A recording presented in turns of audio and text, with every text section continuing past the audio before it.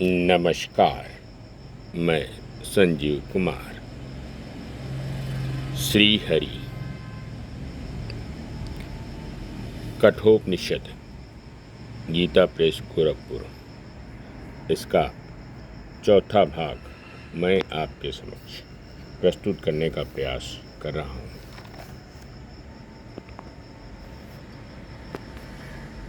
महत तत्व से अव्यक्त मूल प्रकृति पर है और व्यक्त से भी पुरुष पर है और कुछ नहीं। यही परा काष्ठा है, वही परा गति है। आत्म सूक्ष्म बुद्धि ग्राह्य है।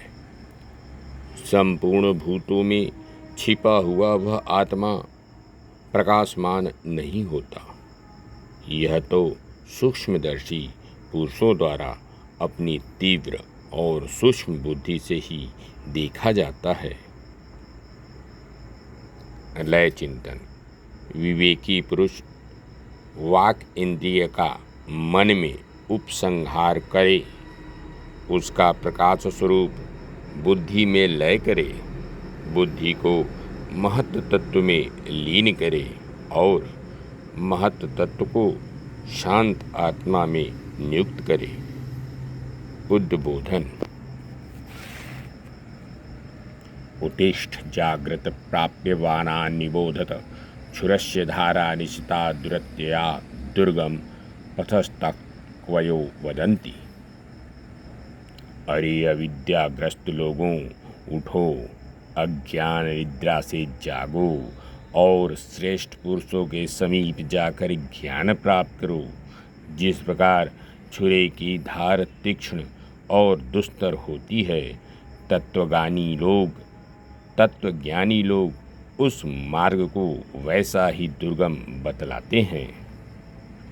निर्विशेष आत्मज्ञान से अमृत तत्व प्राप्ति, जो अशब्द, अस्पर्श, अरूप, अव्यय तथा रसहीन, नित्य और गंध रहित है, जो अनादि अनंत महत तत्व से भी पर और ध्रुव अर्थात निश्चल है।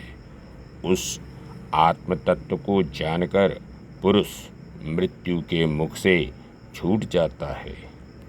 प्रस्तुत विज्ञान की महिमा।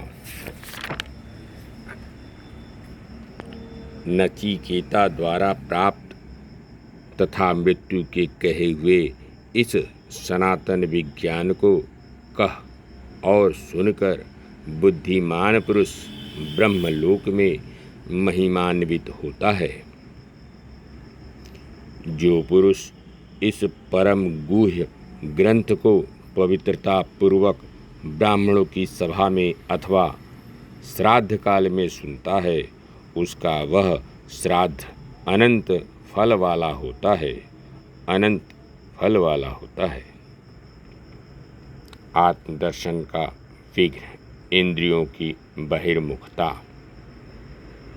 स्वयंभू ने इंद्रियों को बहिर्मुख करके हिंसित कर दिया है। इससे जीव बाह्य विषयों को देखता है, अंतरात्मा को नहीं। जिसने अमरत्व की इच्छा करते हुए अपनी इंद्रियों को रोक लिया है, ऐसा कोई धीर पुरुष ही प्रत्यगात्मा को देख पाता है। अविवेकी और विवेकी का अंतर। अल्पज्ञ पुरुष बाह्य भोगों के पीछे लगे रहते हैं।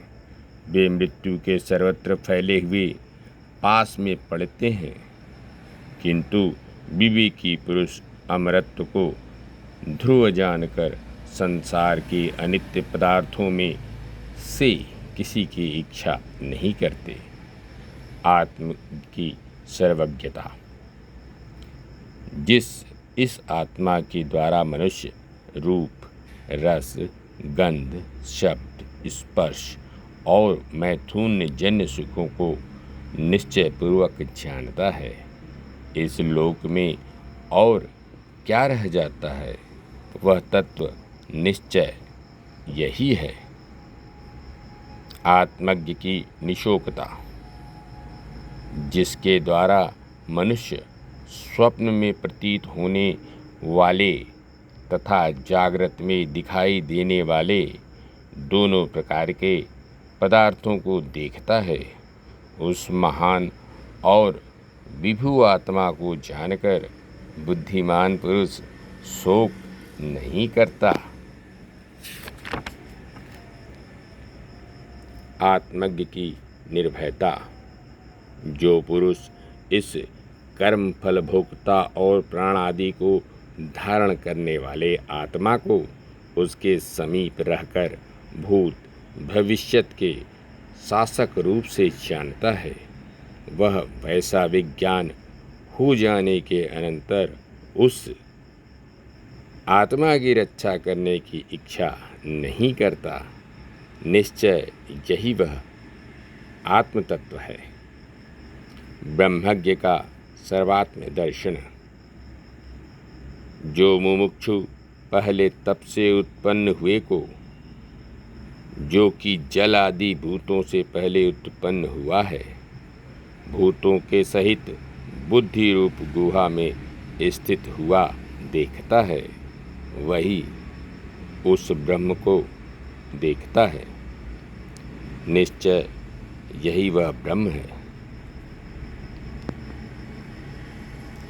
जो देवतामयी अदिति प्राण रूप से प्रकट होती है तथा जो बुद्धि रूप गुहा में प्रविष्ट होकर रहने वाली और भूतों के साथ ही उत्पन्न हुई है। निश्चय यही वह तत्व है।